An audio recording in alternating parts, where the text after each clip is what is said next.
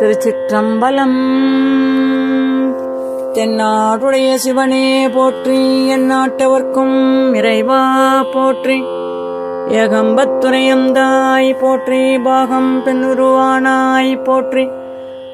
அண்ணாமலையம் அண்ணா போற்றி, கண்ணாரமுத கடலே போற்றி. ஆடக மதுரை அரசே போற்றி, கூடல் இலங்கு குருமணி போற்றி. காவாய் கனகத்திரளே போற்றி, கைலை மலையானே போற்றி போற்றி. திருச்சிற்றம்பலம்.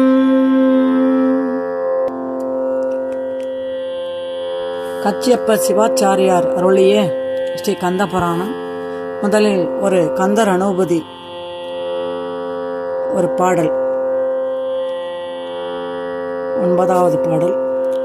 மட்டூர் குழல் மங்கையர் மையல் வலை பட்டூசல் படும் பரிசென்றொழிவேன். தட்டூடரவேல் செயல தெரியும் நிட்டூர நிரகுல நிற்பயனே. 9வது பாகம். கானகத்திலே கபட வேஷதாரி. இமாலய பிரதேசத்திலே கடுந்தவம் புரிந்து வரும் பர்வதராஜனுடைய புத்திரி பார்வதிக்கு அருள் செய்ய எண்ணம் கொண்ட ஈசன் அப்போதே அவள் இருந்து வரும் தவச்சாலை நோக்கி புறப்பட்டார். அவர்களுக்கு அனுகிரகம் செய்யும் முன்பாக அவளுடைய மன உறுதியை பரிசோதித்து பார்க்க விரும்பினார் இறைவன். ஆகவே அவர் தம்முடைய தோற்றத்தை மாற்றிக்கொண்டார். இறைவன் அழகு பொங்கும் அவருடைய தோற்றம் குடுகுடு கிழமாக மாறியது. சுருக்கம் கண்டு சதைகள் தொங்க படுகிழமாக அவர் தோற்றம் கொண்டார்.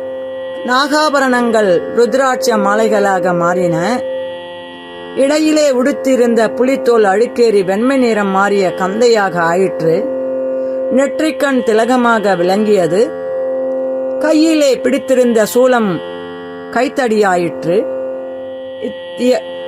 இத்தியாதி கோலங்களுடன் பார்வதியை சந்திக்க பரமன் புறப்பட்டார். தேவியின் பூஜைக்காக மலர்கள் பறிக்க வந்த தோழி ஒருத்தி தள்ளாடிய நடையோடு வயந்து முதிர்ந்த வேதியர் ஒருவர் அங்கு வருவதைக் கண்டால், யாரோ மகான் வருகிறார் என எண்ணியவளாய் அருகில் சென்று அவரை வணங்கினார். ஐயா பெரியவரே, தாங்கள் யார்? யாரை காண புறப்பட்டீர்கள்? எங்கே செல்ல வேண்டும் என்று கேட்டார். பெண்ணே, பர்வதராஜனுடைய குமாரத்தை இக்காணத்திலே தவச்சாலை நிறுவி தவம் செய்கிறாள் என்பதை கேள்விப்பட்டேன். ராஜகுமாரி செய்யும் தவத்தின் மென்மையை கண்டு செல்லவே வந்தேன். எங்கே இருக்கிறது அந்த ஆசிரமம் என்று வினவினார் ஈசன். பெரியவரே, அரசகுமாரி பாக்யவதி என்பதில் சந்தேகமே இல்லை.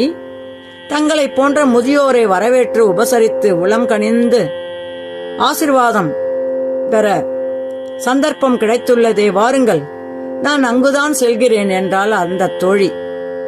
யாரோ முதியவர் வருகிறார் என்பதை மற்ற தோழிகள் மூலம் அறிந்ததும் பார்வதி அப்பெரியவரை உபசரித்து அவருடைய ஆசியை பெற எண்ணம் கொண்டாள். ஆகவே அவரை தன் இருப்பிடத்திற்கு அழைத்து வருமாறு சொன்னாள். குழந்தாய், உனக்கு ஒரு குறையும் வராது என்று வாத்தியவராய் உள்ளே நுழைந்த பெரியவரை தேவி எதிர்கொண்டு நமஸ்கரித்தாள். ஐயா, தங்களை கண்டது எனக்கு மிக மிகுந்த மகிழ்ச்சியை அளிக்கிறது என்றாள். அருகிலே நின்றிருந்த விஜயை என்ற தோழி அங்கிருந்து ஆசனத்தை எடுத்து போட்டு அதில் அமருமாறு பெரியவரை வேண்டினாள். மற்றொரு பெண் தட்டிலே கனிந்த பழங்களை எடுத்து வந்து அவர் முன்பு வைத்து உட்கொள்ளுமாறு பிரார்த்தித்தார்.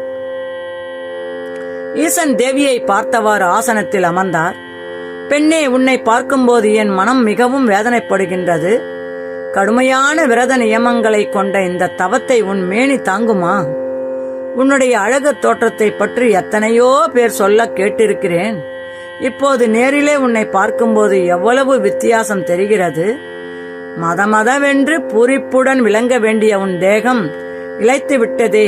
ஏன் இத்தகைய வருத்தத்துக்கு உன்னை ஆளாக்கி கொண்டுள்ளாய்? யாரை குறித்து தவம் செய்து வருகிறாய்? சொல்லம்மா என்றார் அன்பு ததும்பி இறைவன். அந்த வார்த்தைகளை கேட்டதும் பார்வதி நாணம் மேலிட்டவளாய் தலையை குனிந்து கொண்டாள். முதியவருடைய கேள்விக்கு தான் நேரடியாக பதில் அளிக்க விரும்பாதவளாய் அருகிலே நின்றிருந்த தோழி விஜயை பக்கம் திரும்பி கண்களால் ஜாடை காட்டினாள். அதை புரிந்து கொண்டு அவளும் சொல்லலானாள்.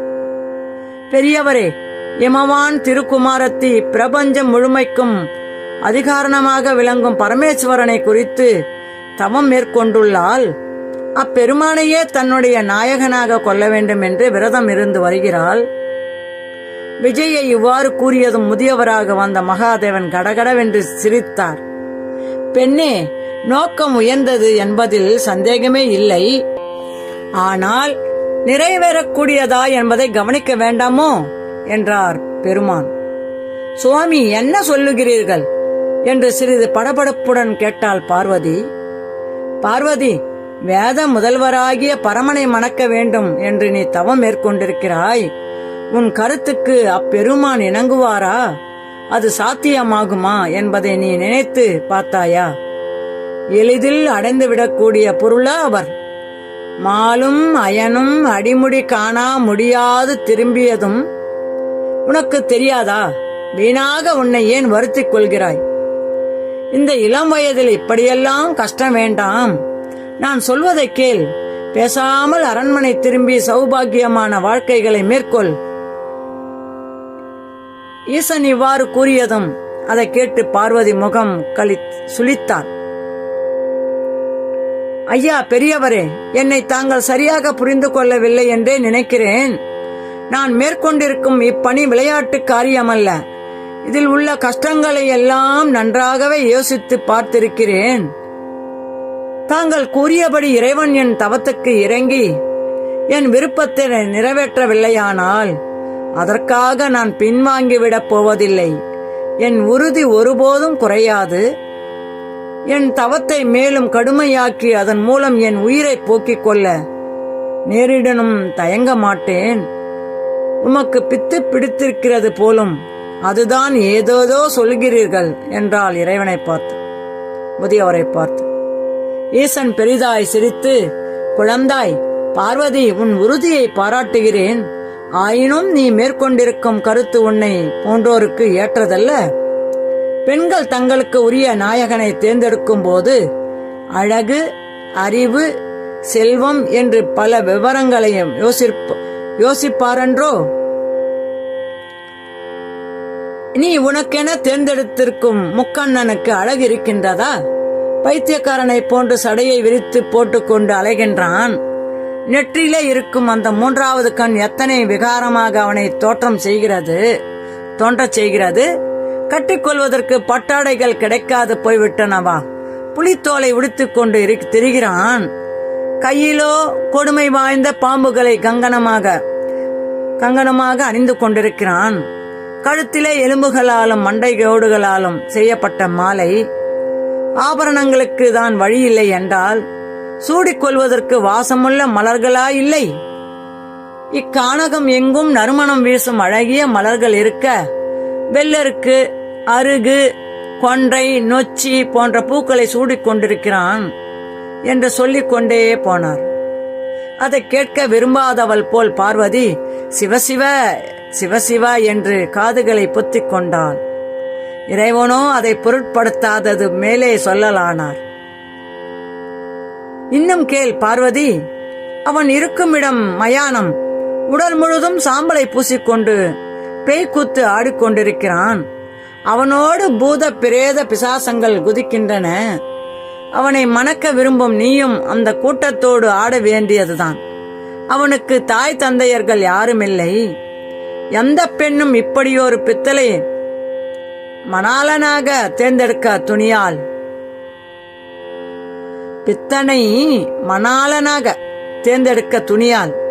பார்வதியின் முகத்தில் கோபத்தின் கடுமை பளிச்சிட்டது. மிகுந்த அருவருப்போடு அவரை பார்த்தாள். போதும், நிறுத்துங்கள் ஐயா, உமது பிதற்றலை நிறுத்துங்கள் என்று எரிச்சலுடன் கத்தினாள் பார்வதி. உம்மை பற்றி நான் தவறாக எண்ணிவிட்டேன்.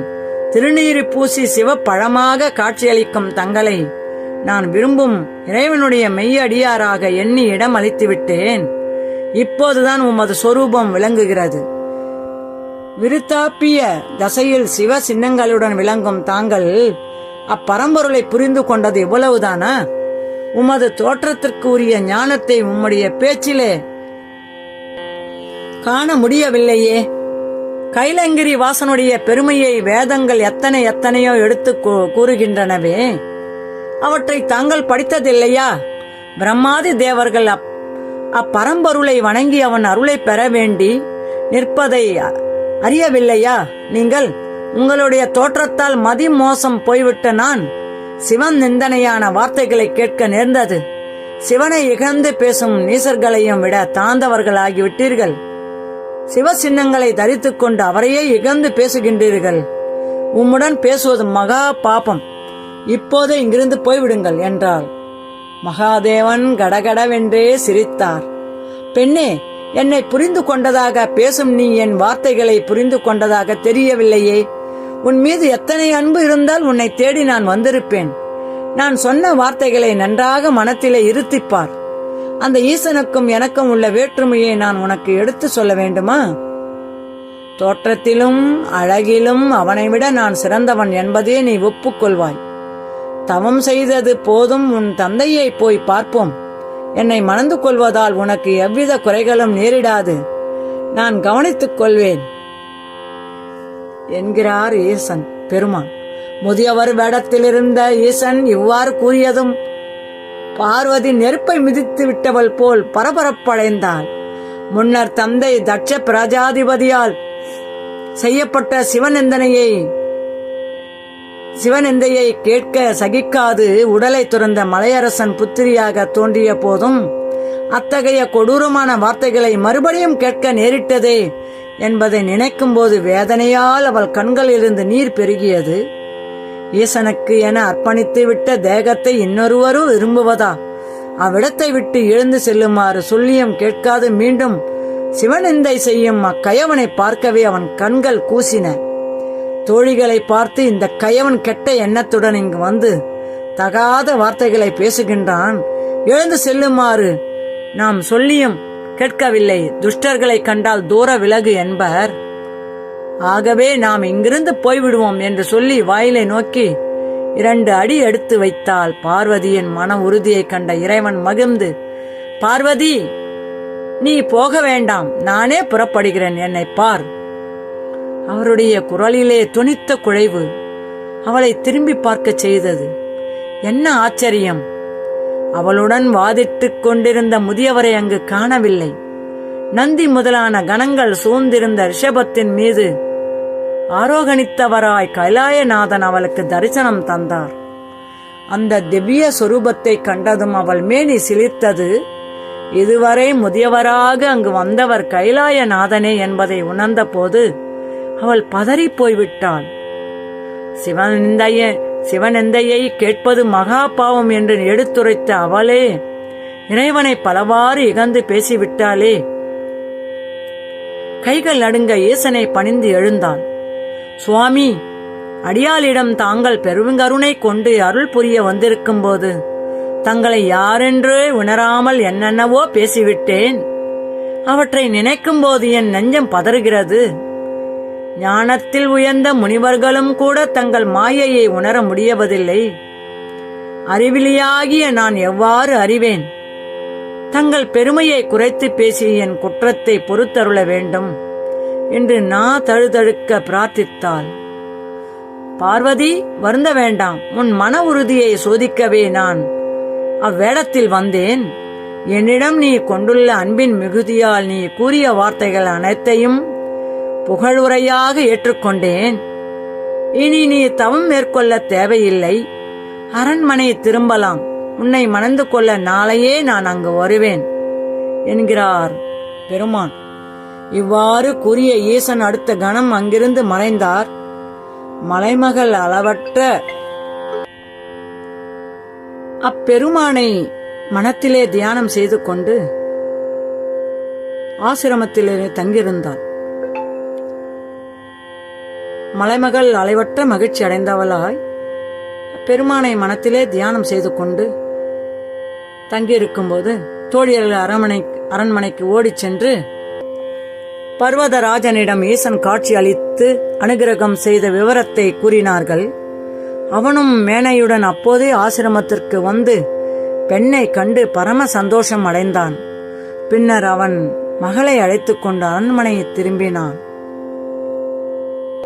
இவ்வாறாக இறைவன் நாடகம் ஆடியதை அனைவரும் பார்த்து கண்டுகளித்து ராஜனிடம் ஈசன் காட்சி அளித்து அனுகிரகம் செய்த விவரத்தை கூறுகிறார்கள். அடுத்து மனம் பேச வந்த முனிவர்கள் 10வது பாகம். திருச்சிற்றம்பலம்.